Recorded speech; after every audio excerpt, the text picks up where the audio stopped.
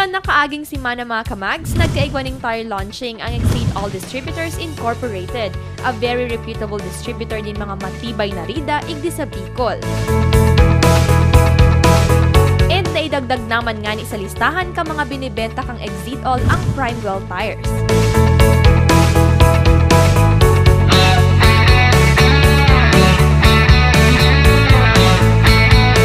I am here to welcome our business partners, colleagues and friends and guests who's with us. Thank you so much for gracing this occasion. As early as now, I would like to thank you so much and welcome to the launching of Primewell. Thank you.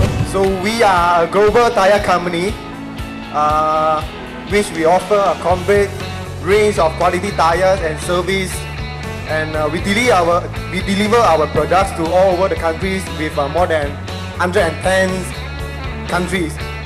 And as you can see, we are a Singapore-based company, but most of our manufacturing tire plant are located in China.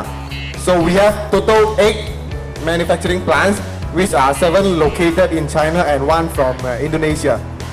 And up to last year, the figure shows that we have around above more than 32,000 employees in our company.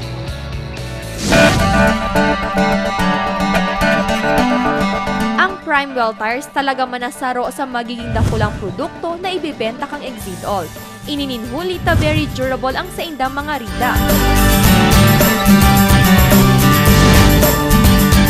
And aside sa launching kan Primewell tires, nagkaigwaman ng equipment demonstrations na makakatabang sa mga may sadirining bus as in trucks para man mas mapadali ang pagriribay ng gulong na maski nga ni babae, kayang-kayang gibong ini.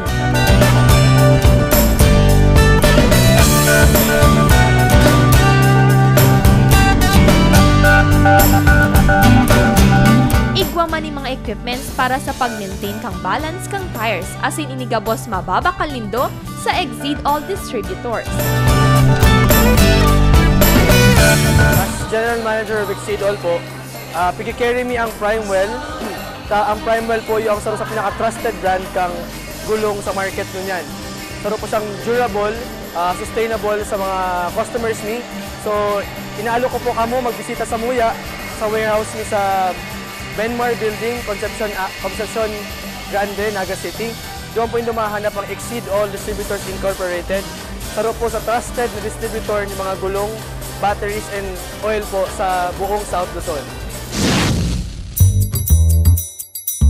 Pero maski nga ni gurano pa man katibayan sa indumagulong, it's always good to remember ang safety tips sa pag-drive para makalikay kita sa mga aksidente. So for safety, bago babiyahe yung bus, we need to inspect the tire. No, for injuries, yung sa hangin, dapat tama yung hangin, anti-injuries. And minsan, yung wear ng gulong, no? Kasi minsan, nakakalimutan nila that yung gulong na is worn out na. Okay? So, sa maintenance ng gulong, dapat every now and then, every week, you have to check your tires, you have to check the air. Exceed All Distributors Incorporated. Exceeding beyond your expectations.